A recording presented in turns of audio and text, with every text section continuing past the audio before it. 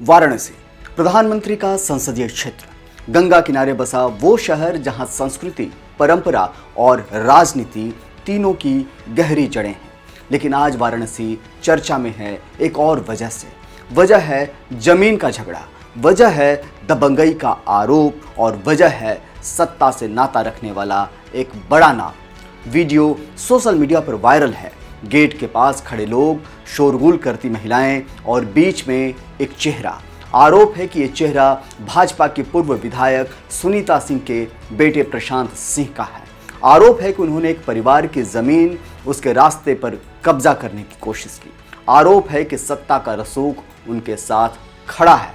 लेकिन सवाल उठता है कि क्या यह सिर्फ दबंगई है या यह वह व्यवहार है जो सत्ता की मिली छूट को दर्शाता है, और आखिर उस सामान्य आदमी पर, उस परिवार पर क्या फर्क पड़ता है जिनकी जमीन, उनका रास्ता, उनकी आवाज दबाने की कोशिश की जा रही है।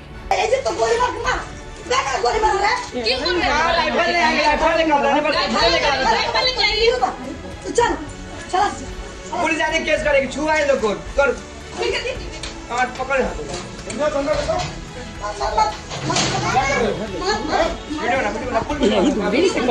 नमस्कार, मेरा नाम है नीरज शर्मा और आप देख रहे हैं ONOG न्यूज का स्पेशल शो फर्क तो पड़ता है। सोशल मीडिया पर वायरल वीडियो में देखा जा सकता है कि एक शख्स किस कदर हंगामा काट रहा है। दावा किया जा रहा है कि हंगामा कर रहा ये शख्स प्रशांत सिंह है, जो बीजेपी के पूर्व विधायक सुनीता सिंह के बेटे हैं।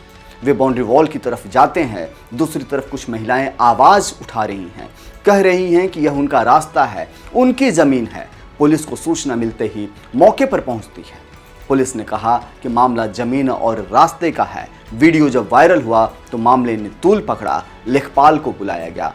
अब तहसील में मामला दर्ज किया गया है। जमीन की मापी होगी, मानचित्र तैयार होंगे और न्याय प्रक्रिया की शुरुआत होगी। लेकिन सवाल यह है कि जब जमीन और रास्ते का विवाद आम आदमी से जुड़ा हो तो पुलिस और तहसील इतनी तेजी से क्यों नहीं हरकत में आती?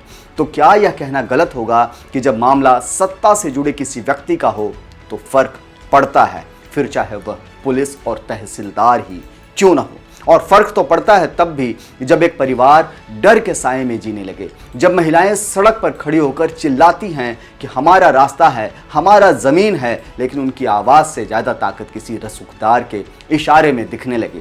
क्या फर्क नहीं पड़ता कि जिन लोगों ने अपने जीवन की जमा पूंजी लगाकर घर बनाया, जमीन खरीदी, उनके सपनों की दीवारें पल भर में ढह जाएं? क्या फर्क नहीं पड़ता कि कानून की किताब में लिखा समानता का वादा कागज पर ही रह जाए और जमीनी हकीकत में ताकतवर ही हकदार बन जाए? प्रशासन कहता है कि जांच होगी, नापी होगी, न्याय होगा, लेकिन यह भरोसा कितना मजबूत है? फर्क तो पड़ता है जब जांच की सुई सत्ता की तरफ झुक जाती है, जब पुलिस की रिपोर्ट जनता की चीखों से ज्यादा किसी रसूखदार की मुस्कान तौलने लगती है। वाराणसी की गलियों में ये विवाद सिर्फ एक गेट या एक रास्ते का झगड़ा नहीं है, ये लोकतंत्र की साख का इम्तिहान है। अगर सत्ता से जुड़े लोगों पर आरोप लगते हैं और जांच निष्पक्ष नहीं होती तो आम जनता का भरोसा टूटता है, और फर्क तो पड़ता है जब भरोसा टूटता है। सोचिए, जिनके पास सत्ता से जुड़ा नाम नहीं, वो कहां जाएंगे? उनकी सुनवाई कौन करेगा? क्या वो वीडियो बनाकर सोशल मीडिया पर डालेंगे ताकि शायद प्रशासन को मजबूरी कार्रवाई करने की हो? क्या ये लोकतंत्र की असली तस्वीर है? वाराणसी में गंगा बहती है और गंगा की तरह ही राजनीति भी बह रही है। लेकिन सवाल यह है कि इस बहाव में क्या न्याय भी बहेगा या न्याय किनारे पर ही खड़ा देखता रहेगा? फर्क तो पड़ता है, क्योंकि यह मामला सिर्फ एक परिवार का नहीं, ये एक संकेत है व्यवस्था किस दिशा में जा रही है। फर्क पड़ता है क्योंकि आज अगर किसी का रास्ता रोका जा सकता है, कल किसी की जिंदगी भी रोकी जा सकती है।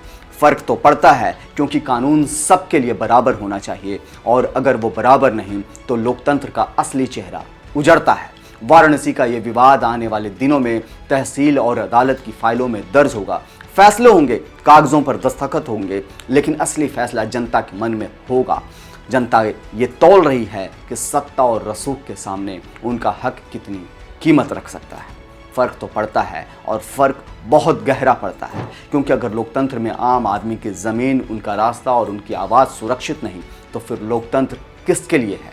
मैं हूं नीरज शर्मा और आप देख रहे हैं फर्क तो पड़ता है। अगर आपके पास भी है कोई सवाल, कोई सुझाव, तो वो हमारे साथ आप शेयर कर सकते हैं। इसके लिए कमेंट सेक्शंस में जाकर के आपको कमेंट करना होगा या फिर आप हमारे ईमेल पर आप हमसे संपर्क कर सकते हैं। तब तक के लिए जय हिंद, जय भारत, नमस्कार।